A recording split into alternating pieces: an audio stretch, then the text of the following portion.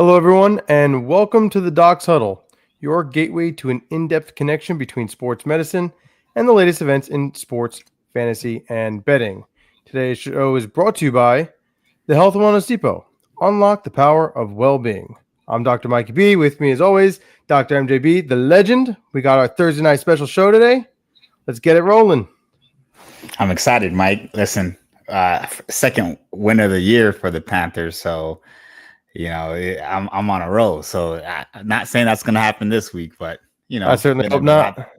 Been in a lot better mood. Oh, I know why you'd hope not. But let's go ahead and kick things off, man. Let's do it. Listen, the trade deadline was this past Tuesday.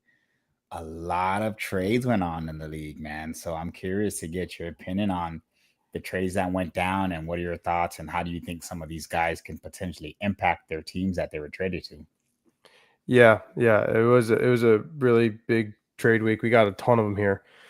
I think some were good, some were not so good. The one, believe it or not, that stands out to me the most, which is ironic as you're the Panthers fan, that I find so interesting that there's been a lot of talk about around the league, is the trade of Jonathan Mingo from the Panthers to the Dallas Cowboys for a 4th-round pick. I mean, you guys won that trade. My goodness. I know. So it seems as if, they did this with Trey Lance, the Cowboys. They're doing it with Jonathan Mingo. It's like whatever their grade is on these guys coming out of college, it's like, what have they done in the league? We don't give a shit. It doesn't matter to us because whatever the grade we have on them when they're in college is what they're using to value these picks when these players when making these trades. I don't love it for the Cowboys. I absolutely love it for the Panthers. What are your thoughts on that one as a Panthers fan?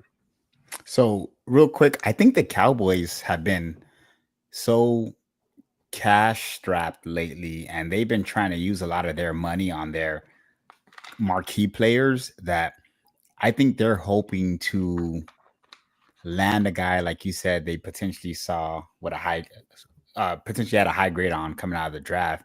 And now that they're available and for cheap, they're hoping they can capitalize on it. But I mean, in my opinion, I was high on Jonathan Mingo coming out. He was a 2nd-round pick out of Ole Miss. Yeah, I think we all were, to be honest with you. Yeah, I thought he was going to be solid. And I watch every Panthers game, dude. He's just not it. He is not it. I was shocked that we got a 4th because no performance on the field warranted that. But hey, I feel like we came out on top. I loved it. I loved it for us. I'll make you feel even better about it. I saw the statistic, and it might not be perfect on everything I say here because I'm doing this from memory, but of all of the wide receivers that have caught 50 plus passes in the NFL since the year 2000, and I think this even includes the CFL. Okay. There was like 526. Okay. And they ranked their yards per catch. Jonathan Mingo is a 0.75, the dead last worst since 2000. Bruh.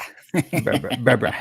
So, I mean, hey, listen, he's going to have a better quarterback when Dak gets back. I mean, Cooper Rush is a pretty good quarterback too, to be honest. So we'll see what happens there. Maybe it'll work out for the Dallas Cowboys. Doesn't seem like anything seems to be working out for them of recent. No. But we'll see. Yeah. What's the one that stands? Oh, what were you gonna say? No, go ahead. I was just gonna say, which one stands out to you? So there's two that actually stands out to me, and I'm curious to see your thoughts on it. And I don't know if it's maybe because of injury history for both of these guys, but I think if bearing injuries, like they can be huge, impactful players for their teams, especially with these teams having winning records and potentially, already looking towards the playoffs. I think Marshawn Lattimore, that's shocked me to the Commanders, dude. And their defense was already pretty stellar. Now you boost up that secondary. I'm like, man, Commanders can make a lot of moves. Their one weak spot was at corner. I mean, they have every team has more than one weak spot, but like if you're going to look at that Commanders team, their offensive line, which they've still been doing okay despite it, and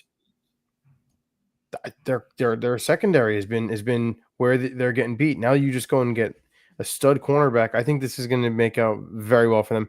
Listen, the Commanders are gearing up to try to make a run. They know how good they're playing. Doesn't matter that it's their first year in this regime. They're loading up with ammunition. Guys want to go there. Culture's good for the first time in probably our lifetime. That Washington team had a good culture, and that's what's happening now. And the Saints, I think this is also telling. Like, I think this is it. They fired their head coach.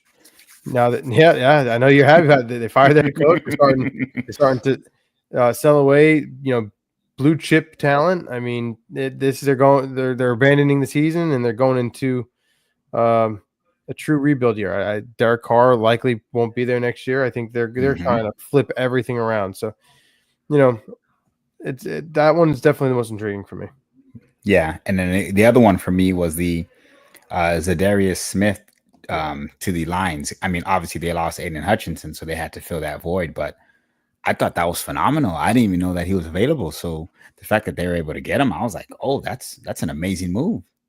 For a 2026 7th round pick? I mean, dude, that's what I'm like. Do these teams know something injury-wise that we don't? Like, they're not giving up a lot for these guys who are Pro Bowlers.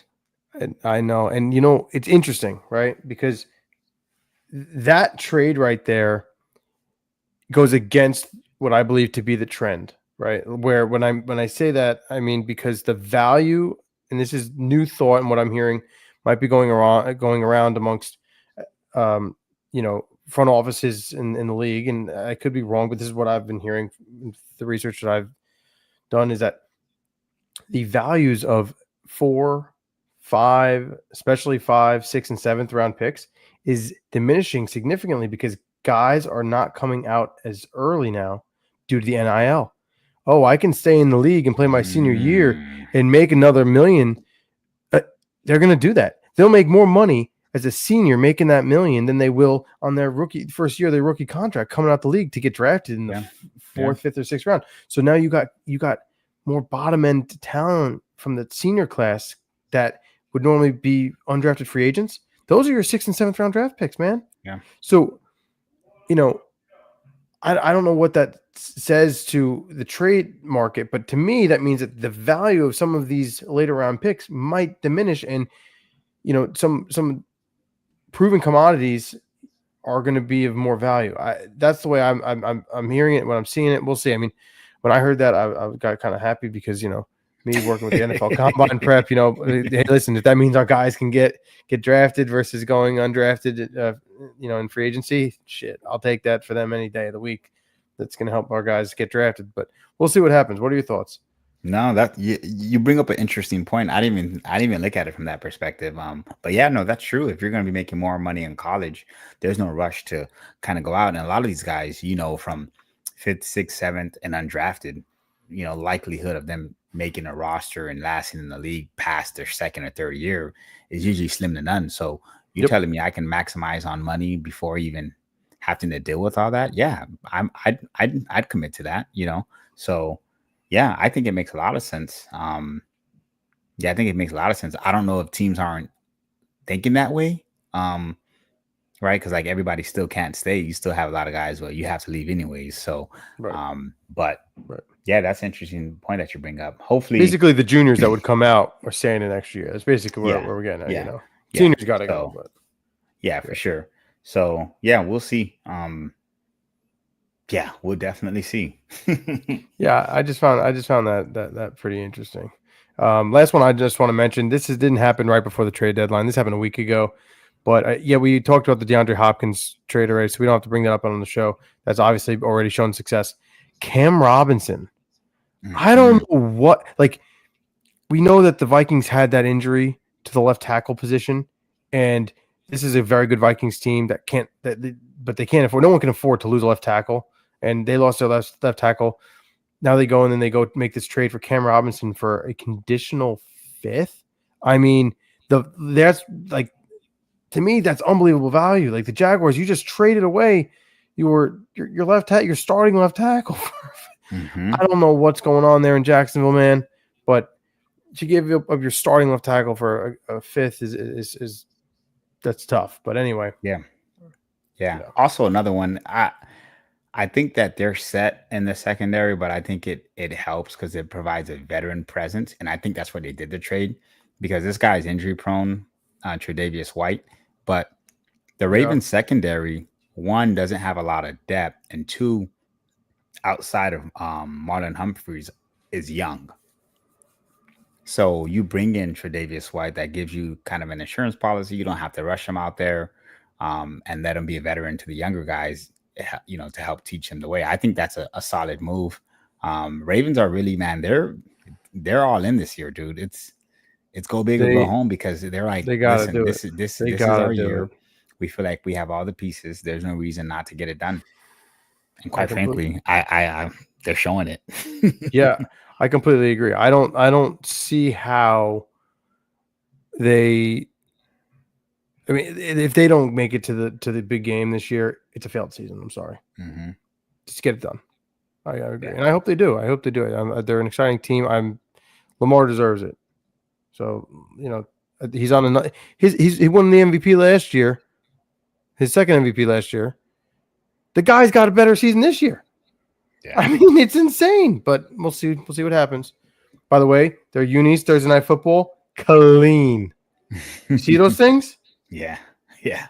Oh yeah, I see Gee. them. Yeah, nice. All right. All right. So moving on to our next segment in the show, we have our doctor's rounds where we discuss injuries that occurred last week and how they potentially can impact teams this week.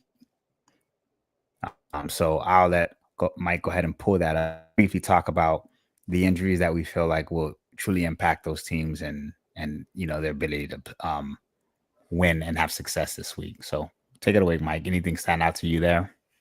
Yeah, big time. We've had weeks where this list is astronomical, where we've had to throw up multiple graphics to cover all of the injuries.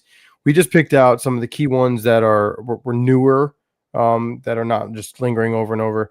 To me, obviously the biggest one on this list, people can argue and say I'm wrong, is Dak Prescott. I mean, he's the starting quarterback for the team.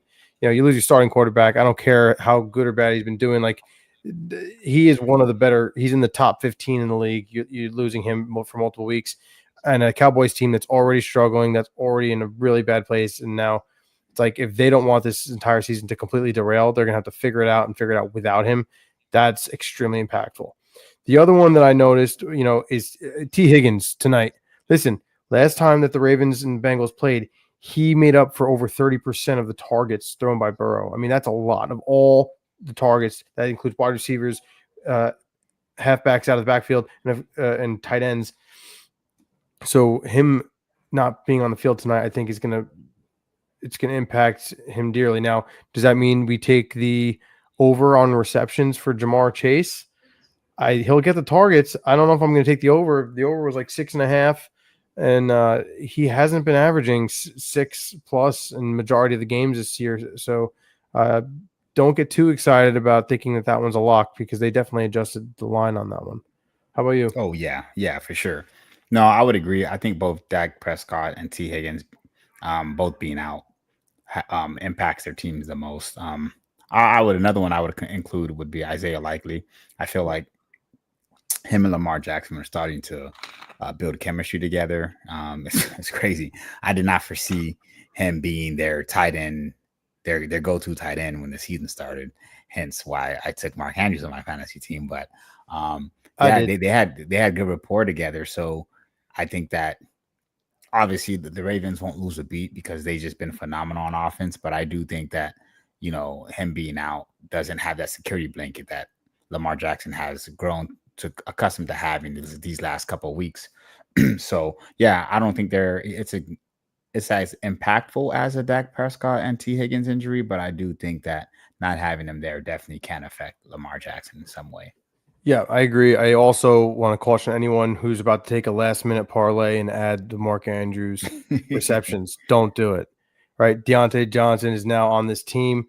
If he's going to, this is a very good organization that's going to put these new acquisitions in positions to succeed, just like the Chiefs did with D-Hop. I think that, Deontay Johnson will be involved in the offense at some point tonight. Zay Flowers is playing phenomenal. He's getting better every week. I know that he likely is not in, but I don't think that means that Mark Andrews is going to see an absolute outstanding amount of targets in his absence. Absolutely agree. Yeah. Absolutely agree. Yeah. All right. So moving on to our next segment of the show. It's a segment that I truly enjoy talking about, especially when it comes to fantasy football. I know most of our viewers have fantasy football teams, and I don't know about you guys. I haven't had a lot of success. So these roster triage fantasy stardom and sit-ems kind of can be beneficial, especially for players who haven't performed at what you expected them to do when drafting. So these are viable options that you can trade in and have a sub in for players that you can have a fill in for a week and potentially get a win out of. So Mike, go ahead and show us your roster triage for this week. All right. So I did a little differently. Yeah. Yes, that's right. I was yes. All right. So this is for not 10-man leagues. Okay. So if you are in a 10-man league like MJB and I are in, I'm not doing this, and nor should you. If you're in a 12, especially a 14-man league, and I get a lot of questions in the 14-man league, like, dude, who is out there? There's just nobody out on the waiver wire. You know, Jalen Coker is likely not on anyone's team. He is going to now be a prime target for Bryce Young with both Deontay Johnson, Adam Thielen, and now Mingo all traded away. Who do the Panthers have left to throw the ball to? Oh, I think Thielen's still there. He's just injured. Are you sure? Yeah, we haven't traded Adam. I thought he went. Mm-mm. All right, my mistake. But he ain't on the field. No, he's not on the field. All right. I could have sworn I read that. Anywho, yeah. So bottom line is Coker's the guy. I think that with a just terrible secondary with the New York Giants, I think that the start of Coker will definitely provide. I mean, he's going to get a lot of targets. If you're in a PPR, I think as long as he catches the damn ball, you're going to be like, okay, great flex option. It got me out this week when struggling because T. Higgins is out and I didn't have anyone else. That's honestly, I think he's going to be a sleeper for them. And quite frankly, Bryce Young, he played better last week. And if he continues to excel, this is I'm not saying he's going to be, an amazing fantasy player for you, but I think Coker is someone who, when in a pinch, can get you some points. What are your thoughts? No, definitely shocked. Believe it or not, I'm pretty high on Jalen Coker. I think he was one of the better draft picks that we had, even though he was one of the later draft picks that we had, and is panned out and has done more than our earlier draft picks. So, and it's been going up. He's going up against a Giants secondary that has, shown in the past to give up points to fantasy wide receivers. So, like you said, in a 14-man league, I think there is definitely potential there, especially if T. Higgins is on your roster and you have to take him out. So yeah, I like it. I have nothing against that. I'll go ahead and share mine. So listen, Darnell Mooney, man. Yeah. He's not one that if you're looking for a starter, that'll be your guy, but a flex option potentially. I would throw Darnell Mooney in there because he's performed the last couple of weeks, and there's no signs of showing that he'll slow down. Especially, I believe they're going up against the New Orleans Saints, who no longer have Marshawn Lattimore, so they're kind of struggling in the secondary. So, and then I would personally sit Marvin Harrison Jr. One, he wasn't doing anything anyways the last couple of weeks, and two, he's going up against a Jets defense that has a strong secondary. So I don't foresee him just having a breakout game against them. So yeah, my stardom sit-em would be Darnell Mooney against the Saints, and then sitting Marvin Harrison against the Jets this week. Yeah, love it. Honestly, I think it's a great move. We know that Marvin Harrison's been underproducing, especially for where he was drafted of recent. And Darnell Mooney, listen, he was a good fantasy option when he was on the Bears, right? He's getting into a rhythm with the Falcons now. He's established himself as a good flex option. I really do believe that, and I think that's even going to find value in 10-man leagues. So if you have your hands on Darnell Mooney, like definitely consider utilizing him as a flex option this week. Yeah, and it's funny because you don't know what you're gonna get out of Drake London and Kyle Pitts from week to week, but you do know what you're gonna get out of Darnell Mooney. He's not gonna give you 150 yards, but Nope, 50, 60, 70 yards and a touchdown. That's not a bad flex option, especially not at with all. what we mentioned in our last show, where a lot of the players aren't performing to what we expected them to be. So at least you're getting some consistency there. Yeah, and listen, this has been a rough fantasy year. Everyone I talk to, consistency ain't there. It's very No, difficult unless you have a Derrick Henry. Like it's just not there. So I yeah, think, or Lamar in my case, I'm very fortunate.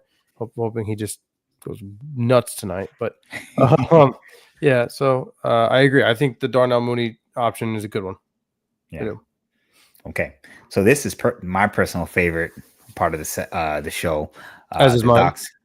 docs prescribed parlays, because no better opportunity to try to win some moolah. Okay, so Hmm. Mike, what you got for us this week in that segment? So um, this is something. Now the game has just started, so I did put this out on social media. If you didn't see it, I'm going to be putting out another one over the weekend for the Sunday game. It was the odds are it's only plus 276, right? So like this should hit tonight. High scoring game. Joe Burrow threw for 5 friggin' touchdowns last time they played and lost. So we have Derrick Henry anytime touchdown. Lamar Jackson 225 alternate passing yards. Lamar Jackson 40 plus rushing. Joe Burrow 225 passing and 20 to win 75.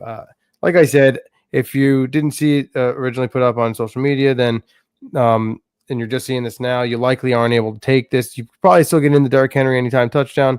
Some of the other things you might not be able to, depending on what you're using. I don't believe you'll be able to on DraftKings because the game did start. But this was a Thursday night special. We'll get one out to you guys for the Sunday games as well. What are your thoughts?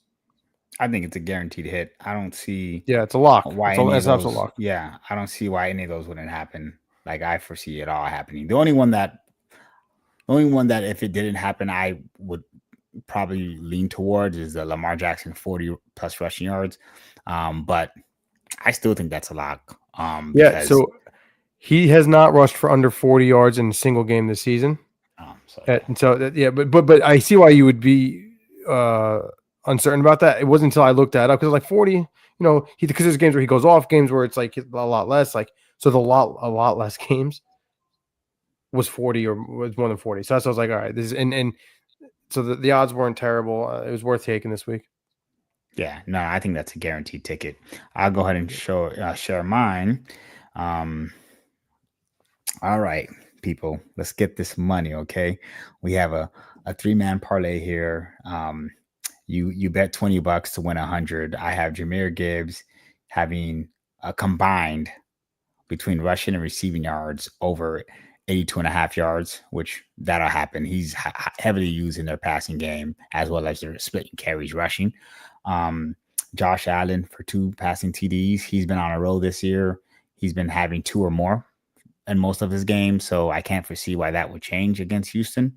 And then you have tonight the big man himself, Derrick Henry, rushing for more than 72.5 yards, which I think that's a lock as well. I don't think the Bengals have a strong enough defense to prevent that from happening. So yeah, go ahead and put this ticket in. Dude, it's a $20 lock. wins you $100.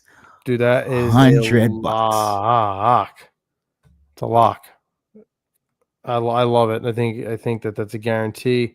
And again, you can still take this because anytime touchdown, he has not scored one yet. You can take it right now. Mm-hmm. So I highly recommend it. All right. Well, All right. On to the last segment of our show today, which is the 2-minute drill. We don't have our stats guy, Chris, the sports enthusiast, to kind of refresh our record from last week to see where I was. So we won't even get into that part, but we do have the games for this week, and we'll go ahead and put it on there. Mike, once you get the clock rolling, I'll get started and shut out my picks. That's it. So let's get the clock ready, and 2-minute countdown starts now. All right, baby. All right. So tonight's game, we have the Bengals and Ravens. I'll take the home team. I'll take the Ravens on this one. Ooh, Giants at Panthers. This is very interesting. This is in Germany, if I'm not mistaken. Oh, it is Um, 9:30 game.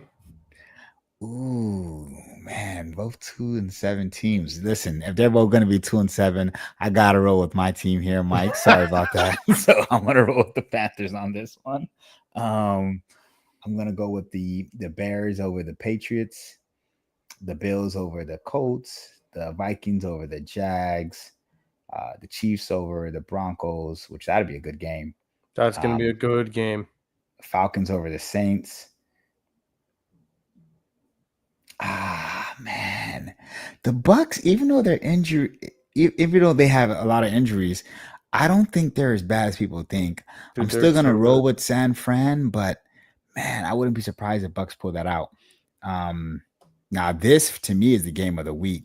Yeah. Pittsburgh at Washington. Yeah. Man, holy crap! Is Washington 7-2? Dude, they're a force. Oh, I'm going with the Commanders, man. They're at home. I'm gonna just take the Commanders in this one. 30 I'll seconds. have Chargers over the Titans.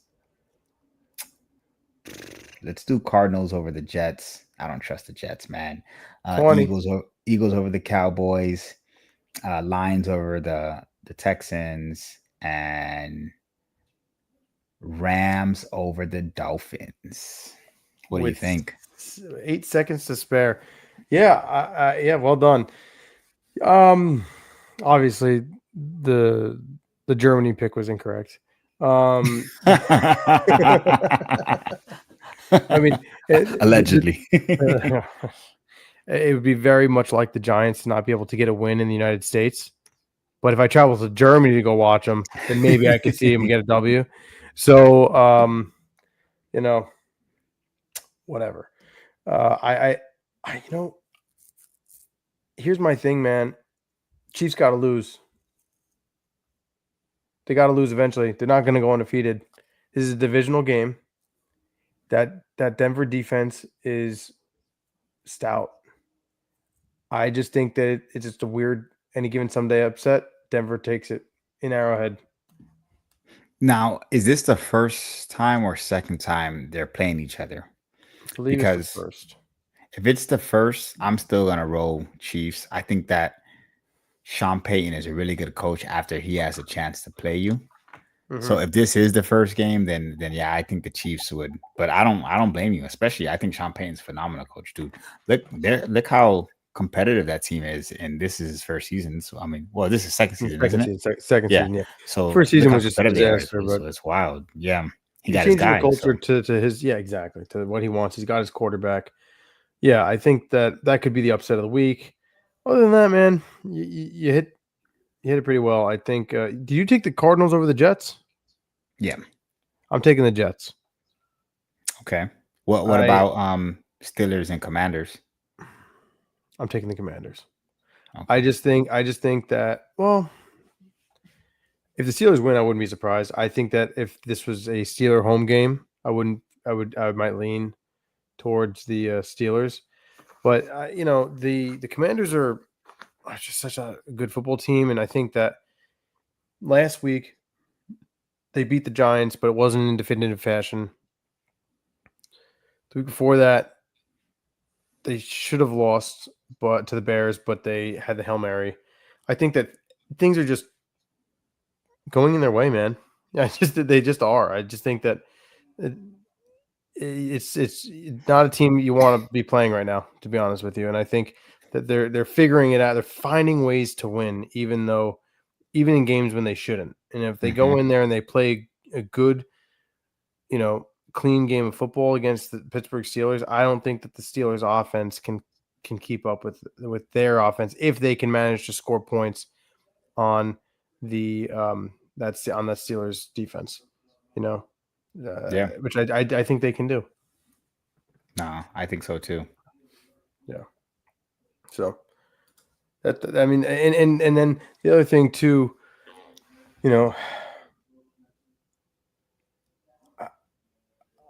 The Bears is an interesting one for me. I think they're going to win, but the Patriots are sneaky, man. Yeah. So don't sleep on them. The Bears should still win that football game, but just don't sleep on them. You know what I mean?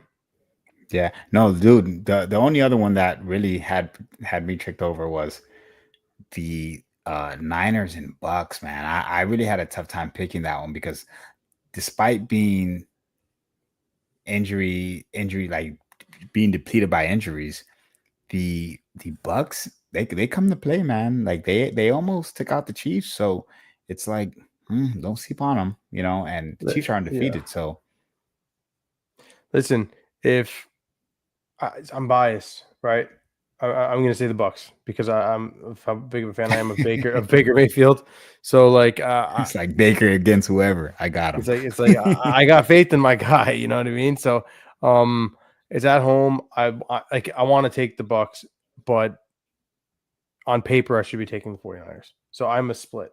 Okay. I think for exactly what you said. I think if the Bucks win, I am not. If the Bucks win, I'm not surprised at all. If the 49ers win, I'm not surprised either. It's just I think it's just gonna be whoever shows up. And honestly, who makes the less mistakes? Who makes less mistakes? If the Bucks are out there making mistakes, getting penalties, they will not win that football game. Right. So well, that's gonna wrap it up for today's show. I want to thank everyone for coming out for this Thursday night football edition of the Docs Huddle. Stay tuned on our social media for more parlays for this upcoming Sunday. Until then, for Dr. MJB, the legend, I'm Dr. Mikey B. Signing off until next week. Take care.